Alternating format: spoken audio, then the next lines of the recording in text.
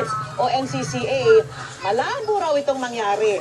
Mas mataas daw kasi ang value ng property kapag nakaharap ito sa tubig at hindi kaaya-ayang iharap pa si Rizal sa kanyang photo bomber. Dapat daw igalan ang monumento ni Rizal. I am proposing that history be rectified if mali. National hero natin siya. Dapat siya yung nakaharap sa sambayanan. Binibigay natin kay Rizal ang pinakamahalagang real estate dito sa buong bansa na nakaharap siya doon sa dagat. Muling iginiit ng PNP na maximum tolerance ang kanilang pinairal kahapon nang magkagulo sa Makati City Hall. Pinag-aaralan naman ng isang opisyal ng pulis. Nakasuhan ang Vice-Presidente dahil sa naging paghamak umano sa kanya. Nakatutok si Oscar Oida.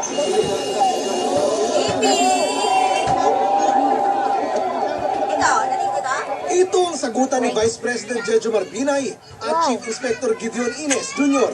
at ilang pulis na nakaposta sa Makati City Hall noong Lunes ng gabi. While I was managing my front line, Vice President arrived, then he confronted me.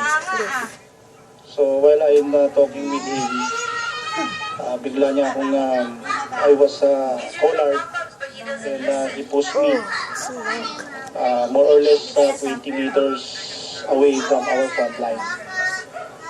Then after that,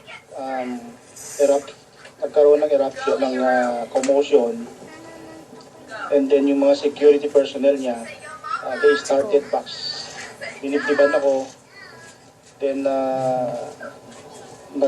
na-experience ko rin yung konting threat, yung ipapatanggal daw kami sa service. Pati yung babae na nasa front line na itulak din. Sabi niya, opo, huwag mong tumakit.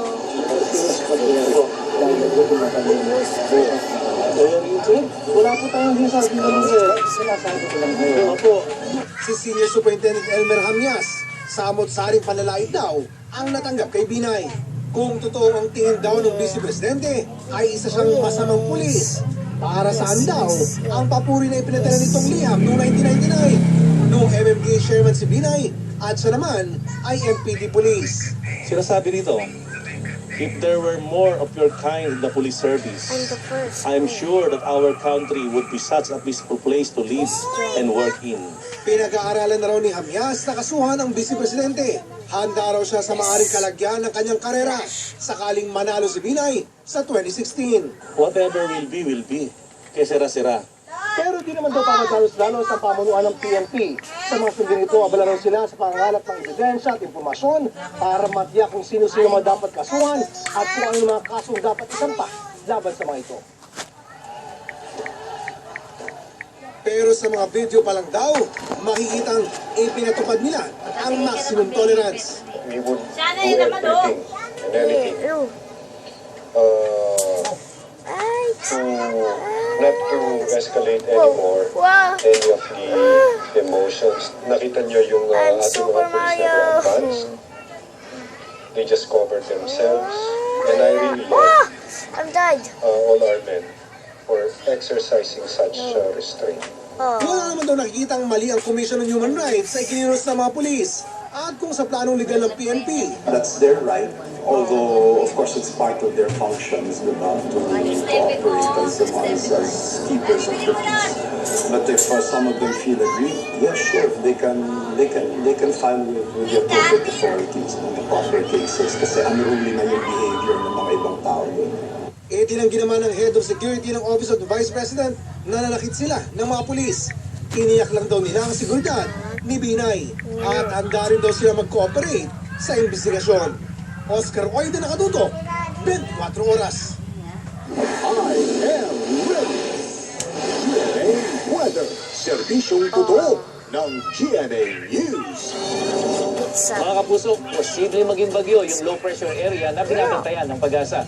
Huli itong namataan 575 kilometers dyan sa may silangan ng Northern Samar. Tropical depression na ito para sa Japan Meteorological Agency. Nakapaloob ang nasabing LTA sa Intertropical Convergence Zone at magpapulan sa malaking bahagi ng bansa bukas. Sa Luzon, mag-aapon ang ulan dyan sa Mimaropa Region. Mas malakas pa ang asahan sa Palawan at Mindoro Provinces. Samantalang sa hapon, uulanin na rin ang iba pang bahagi ng bansa, lalo na yung northern section.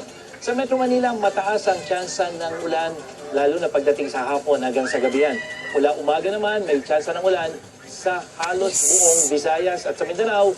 Maghapong may ulan dyan sa ARMM, Zamboanga Peninsula, kasama na ang Sorsogon Region. At sa hapon, buong Mindanao na po ang makakarana sa mga pagulan.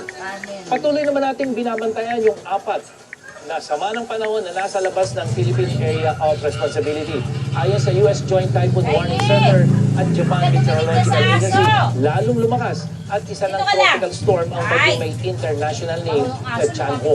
Nasa Central Pacific yan at may nabuburing LPA dyan naman sa may silangan nito. Ang LPA naman sa may Western Pacific Ocean, posibleng hatakin ng tropical storm Chanho habang ang bagyong Raquel na nasa Southern Hemisphere, lubha pong malayo yan sa atin. May tsansa pang lumakas ang mga sirkulasyon na ito na nasa Pacific Ocean, kaya patuloy natin itong tututukan. Lalo tuwing Hulyo, 3 hanggang 5 bagyo ang inaasahang papasok sa PAR. Samantala mga kapuso, nasaksihan ni News Cooper Roland Roldan ang conjunction o yung pag-align ng Venus at Jupiter kagabi. Ayon sa Pag-asa, muli itong masasaksihan mamaya dahil sa kanlurang bahagi ng ating kalangitan.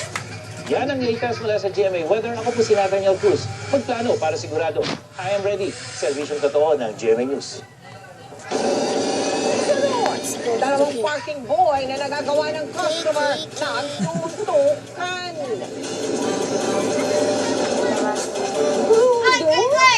Gamit sa isang spa? Ay, okay.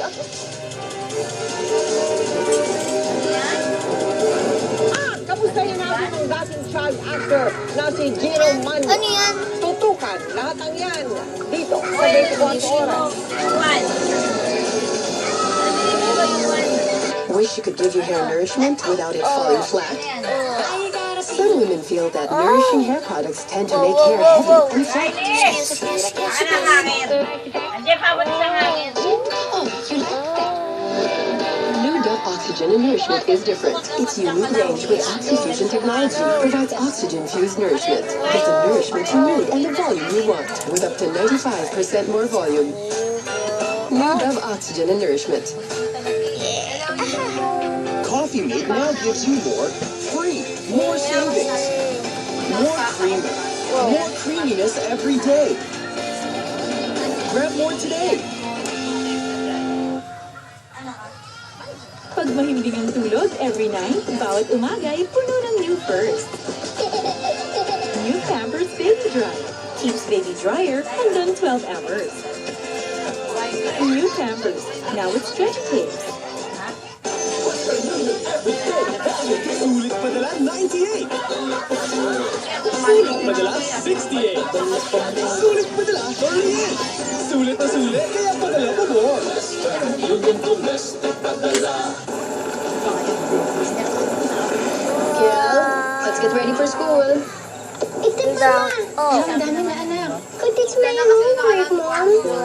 Don't worry. Help him be ready for big school. New Nido Fortigrow with the 3D nutrition system.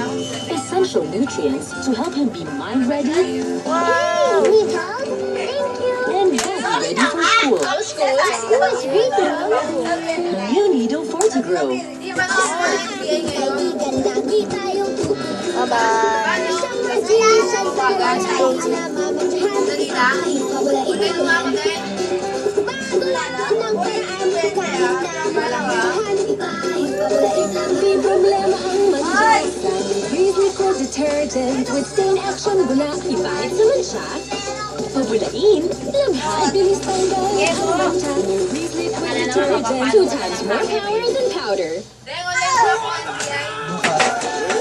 Online ka! To www.shakeyspizza.com.